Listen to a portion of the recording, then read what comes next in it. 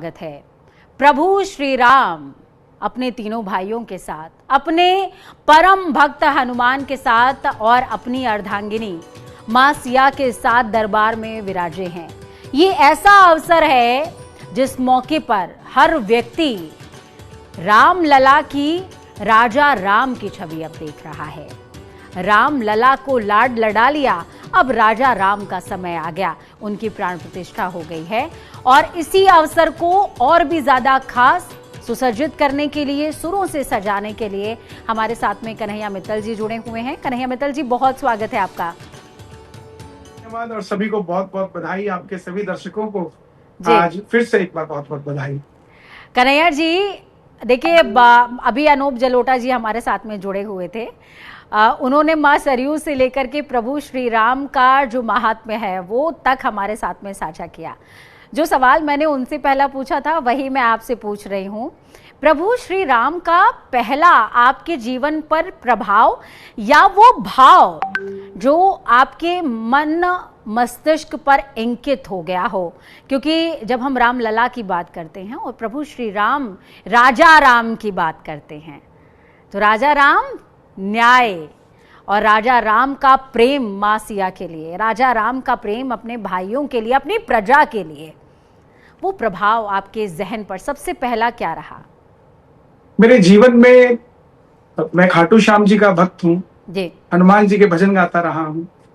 लेकिन 2017 में जब राम मंदिर के लिए हस्ताक्षर के लिए मुहिम चली थी जी, तब मेरे मन में आया, उस समय मैं 27 साल का था जी, और मेरे मन में आया कि ये क्या है कि हमारे ही देश के अंदर जिसकी आत्मा राम है, उस राम को अपने मंदिर के लिए हमसे हस्ताक्षर करवाना पड़ रहा है। ऐसे राजा राम को हम भूले बैठे हैं। उनका तो मंदिर स्वयं जरूर बनना चाहिए। और कैसी सरकारें रही होंगी इस देश के अंदर जिन्होंने कभी प्रयास नहीं किया कि देश के अंदर रहने वाले सनातनियों के हृदय में वास करने वाले राजा राम के मंदिर के लिए भी सोचा जाए। बिल्कुल। 2017 में मैंने भजन लिखा था और उसी दिन मन के अंदर जो भाव था वो मैं सुनाना भी चाहूंगा आपके दर्शकों को, जो राम को लाए हैं। जी, मैंने सबसे पहला भाव जो राम जी के लिए लिखा वो ये था, अयोध्या के राजा भारत है आपका, बहुत सुंदर। महलों में आओ स्वागत है आपका, जो भूल हुई हमसे हमें माफ जरा कर दो, महलों में राजा राम तुम पाओ जरा धर दो, अयोध्या के राजा भारत है आपका, बहुत सुंदर। महलों में आओ स्वागत है आपका।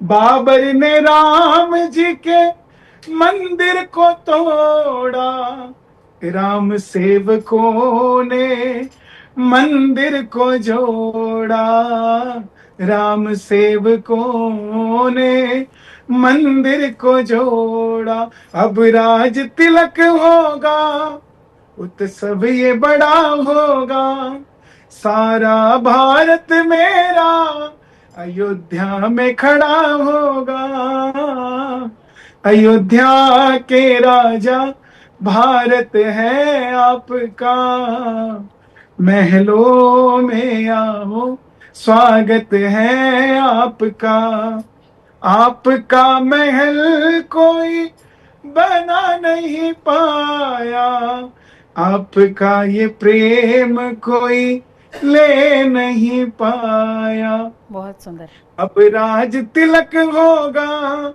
उत्सव ये बड़ा होगा, सारी दुनिया देखो उत्सव में खड़ा होगा,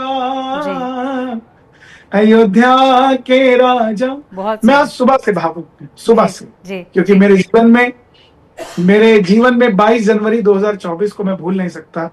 मेरी पूरी जिंदगी एक तरफ रख दी जाए और 22 जनवरी का दिन जब मैं अयोध्या में था और राजा राम जी को प्रधानमंत्री वो पहला पुष्प जब चढ़ा रहे थे, तो मेरे लिए वो पल पूरी जिंदगी एक तरफ रख दी जाए और वो एक दिन, वो एक पल रख दिया जाए, तो मैं उस पल को स्वीकार करूंगा, पूरी जिंदगी को एक तरफ कर दूंगा। बिल्कुल। और जब आप ये बोल रहे हैं तो मुझे गूज बम्प्स हो रहे हैं, क्योंकि मैं उस दौरान वहाँ ग्राउंड जीरो पर मौजूद थी और मैं वो क्षण जीवंतता के साथ देख पा रही थी कि किस तरीके से प्रभु श्री राम के मंदिर में जिस दौरान दीप प्रज्वलित हुए, किसी के पास अगर एक दिया जलाने का सामर्थ्य था, उसने अपने घर के बाहर एक दिया रखा। कोई 24 जला सकता था, 21 जला सकता था, 101 जला सकता था।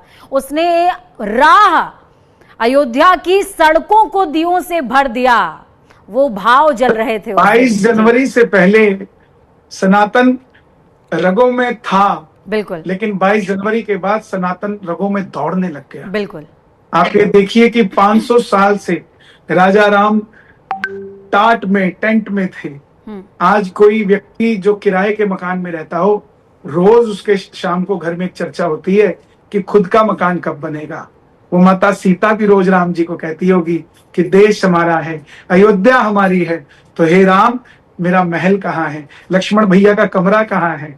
तब राम जी भी सोचते होंगे और कहती होगी माता की त्रेता में तो हनुमान थे जो लंका फूंक कर हमारा राज्याभिषेक करा गए, क्या कलयुग में कोई नहीं होगा। तब राम जी भी कहीं ना कहीं कहते होंगे सीता चिंता होगा। और आज ये शुभ अवसर ऐसा आया है कि देखिए, जब राम लला का अभिषेक हुआ उस दिन प्रधानमंत्री नरेंद्र मोदी, सीएम योगी आदित्यनाथ दोनों ही वहां पर मौजूद थे। और आज ऐसा मौका है जब राम दरबार की प्राण प्रतिष्ठा हुई, तो योगी आदित्यनाथ जी का आज जन्मदिन भी था।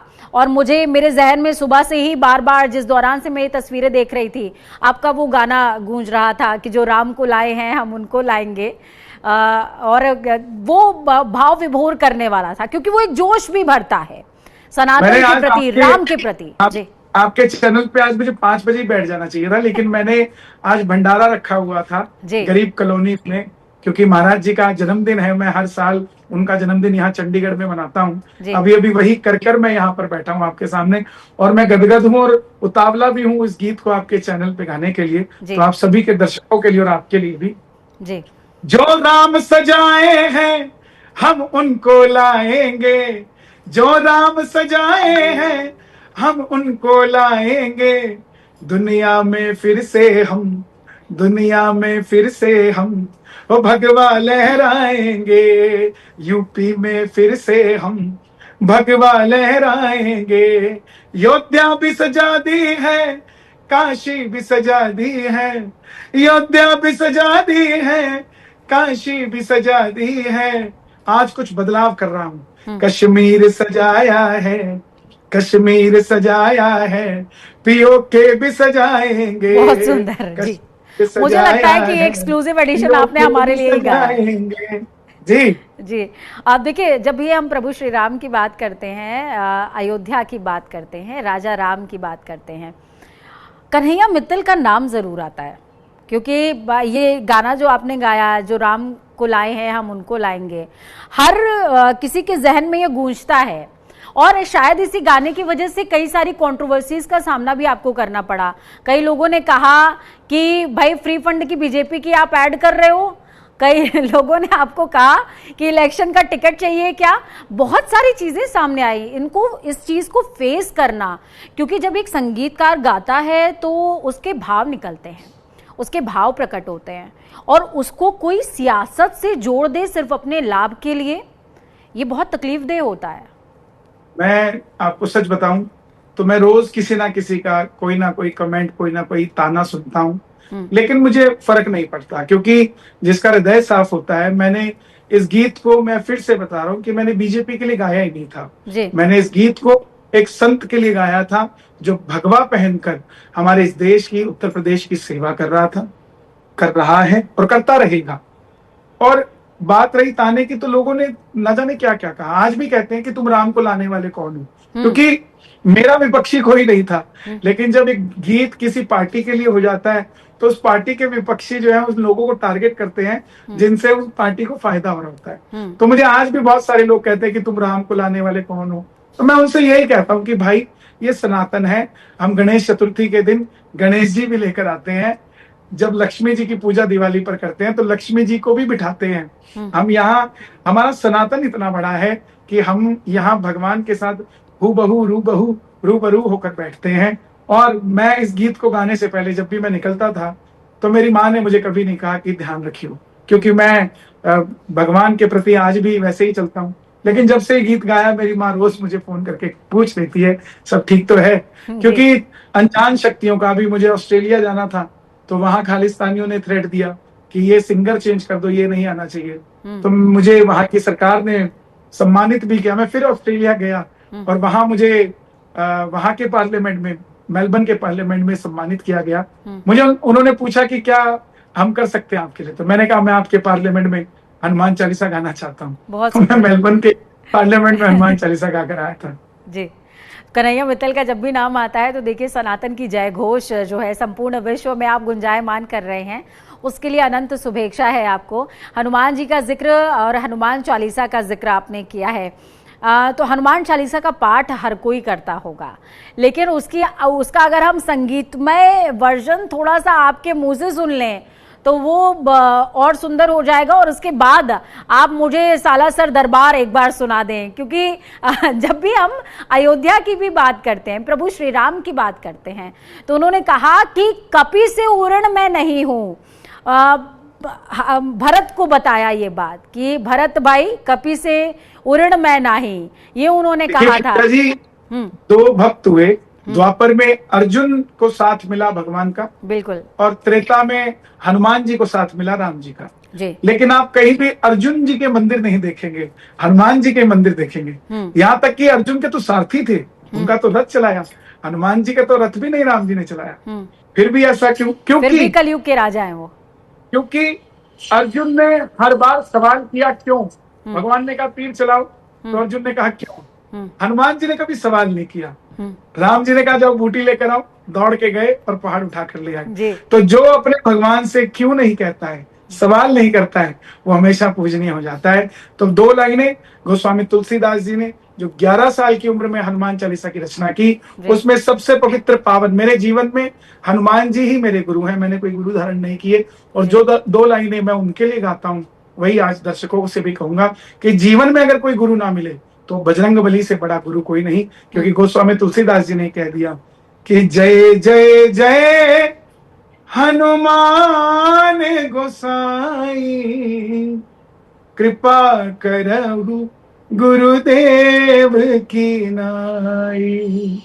जय जय जय हनुमान गोसाई, कृपा करहु गुरुदेव की नाई। और जो सालासर बालाजी का आपने जिक्र किया, मेरे जीवन में 5 बजरंगबली हैं जी। जैसे पंचमुखी हनुमान जी को लोग पूछते हैं, मैं 5 धाम को पूछता हूँ। एक हनुमानगढ़ी के हनुमान जी, दूसरे मेहंदीपुर के बालाजी, तीसरे सालासर के बालाजी, चौथे बागेश्वर धाम के बालाजी, और 5वें प्रयागराज के लेटे हनुमान जी। ये 5 बजरंगबली हैं जिनको मैं सदैव ध्यान रखता हूँ। और आपने क्योंकि सालासर की चर्चा की है, तो जो भजन हमारा सबसे सुप्रसिद्ध रहा वही सुनाने जा रहा हूँ। सिया राम जी के चरणों के दास बालाजी, भक्तों के रहते हरदम पास बालाजी। श्री राम जी के दूत बड़े खास बालाजी, तेरे दम से चले मेरी सांस बालाजी। तेरा सालासर दरबार तन्ने पूजे यो संसार, दर पे आऊं बार बार मने अच्छा लगे से। तेरा भोग प्रसाद घड़ी घड़ी आवे याद, कृपा की होवे बरसात मने अच्छा लगे से। बहुत सुंदर, बहुत सुंदर। मैं आपसे ये भी समझना चाहूंगी, देखिए आज मौजूदा समय में प्रभु श्री राम के अस्तित्व का प्रमाण मांगने से लेकर सेना के शौर्य पर सवाल तक बहुत सी ऐसी चीज़ें हैं जो देश के अंदर लगातार घटित हो रही हैं, और इन सब चीज़ों के बीच में राजा राम आज अयोध्या में बैठ गए हैं। तो आप क्या कहेंगे, विपक्षियों को क्या कहेंगे? बड़ा ही ये निंदनीय विषय है जब लोग अपने ही देश को नीचा दिखाने की बात करते हैं, अपनी ही सेना पर शक करते हैं और अपने ही राम का अस्तित्व मांगते हैं। और आप देखिए ये तीनों चीजें करने वाले एक ही लोग हैं जो इस देश से प्यार नहीं करते। मैं कड़े शब्दों में कहूंगा, विदेशों में जाके भारत को नीचा दिखाना, हमारे देश के अंदर सेना को ही नीचा दिखाना, शक करना, पहले भी शक करते आए, अब भी शक करते हैं। क्यों नहीं समझ आती कि जो 26 को पैंट उतार कर पूछ कर, धर्म पूछ कर मार के गए। 26 की जगह 280 मार के आए हैं हम। पाकिस्तान को उसी की जुबान में, उसी के लहजे में समझा के आए हैं। क्यों बार बार प्रधानमंत्री जी को टारगेट किया जाता है? क्यों बार बार देश की सेना को टारगेट किया जाता है? देश की बेटियां कब तक अपने आप को साबित करती रहेंगी? साबित कर तो रही हैं। बेटियों को जो लोग समझते हैं कि सिर्फ रसोई में खाना बनाने के लिए है, आज व्योमिका और कुरैशी जैसी बेटियों ने यह साबित कर दिया कि जब जब भारत को जरूरत पड़ेगी वो फाइटर पायलट बनेगी और फाइटर जहाज उड़ाकर पाकिस्तान को नस्ता नाबूद करने की भी ताकत रखती है। मैं उनसे यही निवेदन करूंगा, जो देश को निंदा करते हैं देश की, वो सुधर जाएं, क्योंकि देश का जो देश प्रेम है, देशभक्त है, वो खड़ा हो चुका है। और राम, इन लोगों को समझ आ गई है, जो कहते थे राम सेतु ही नहीं था, उनको ये राम सेतु है। बहुत सुंदर। मैं आखिरी आपसे चाहूंगी कि आप, चूंकि शुरुआत हमने संगीत के साथ में करी थी, तो अंत भी अगर हम सुर के साथ करें तो बहुत अच्छा होगा। राम दरबार, राजा राम को देख करके, उनकी ये अद्भुत विलक्षण अप्रतिम प्रतिमा को देख करके, क्योंकि ये प्रतिमा नहीं है, ये वो इंतजार का अंत है। राम लला बड़े हो गए हैं, राजा राम हो गए हैं, और अब शायद इस देश में न्यायिक प्रक्रिया का और तेजी से आरंभ हो जाए, एक युग का आरंभ हो जाए, क्योंकि राजा राम मां सिया के साथ दरबार में विराजमान हो गए हैं। ये क्षण आपके जहन में जो सबसे पहली पंक्ति लेकर आता हो? रघुकुल की रीत निभाने आ गए, भक्तों का मान बढ़ाने आ गए। रघुकुल की रीत निभाने आ गए, भक्तों का मान बढ़ाने आ गए। नगरी सजी है, भवन सजा है, स्वागत में देवी देवता भी आ गए। अवध में राम आ गए, बहुत सुंदर। अवध में राम आ गए, राजा राम आ गए, मेरे राम आ गए। अवध में राम आ गए, राजा राम आ गए। संत लोग देखो झूम रहे हैं, अवध की धरती को चूम रहे हैं। बजरंगी देखो नाच रहे हैं, हाथ में खड़ताल देखो साज रहे हैं। जिनकी श्रद्धा, ये लाइन बड़ी कह रहा हूं, मैंने लिखी इसको। जिनकी श्रद्धा राम जी में है, सारे अवध में वो आ गए। अवध में राम आ गए, राजा राम आ गए, मेरे राम आ गए। बिल्कुल, अवध में राम आ गए, राजा राम आ गए, और उस क्षण का इंतजार खत्म हुआ जो शायद सदियों से चला आ रहा था। कई हमारी पीढ़ियां इस इंतजार में, उनकी सांसें टूट गईं और वो हमें छोड़ के चले भी गए, लेकिन आज शायद भारत की धरा ये नवित हो गई है, और ये इस क्षण के हम साक्षी हुए हैं। ये हमारा सौभाग्य है। बहुत शुक्रिया, प्रणाम, आपने हमें समय दिया और सुरों से इस समय को सजा दिया। तो कन्हैया मित्तल को सुन रहे थे आप। साफ तौर पर उन्होंने किस तरीके से अपने जीवन के वो अप्रतिम क्षण हमारे साथ में साझा किए, जिन्होंने उनके जीवन को प्रभावित किया और प्रभु श्री राम से जोड़ दिया, क्योंकि राम है ही ऐसे। राम जिससे जुड़ जाते हैं, राम उसे छोड़ते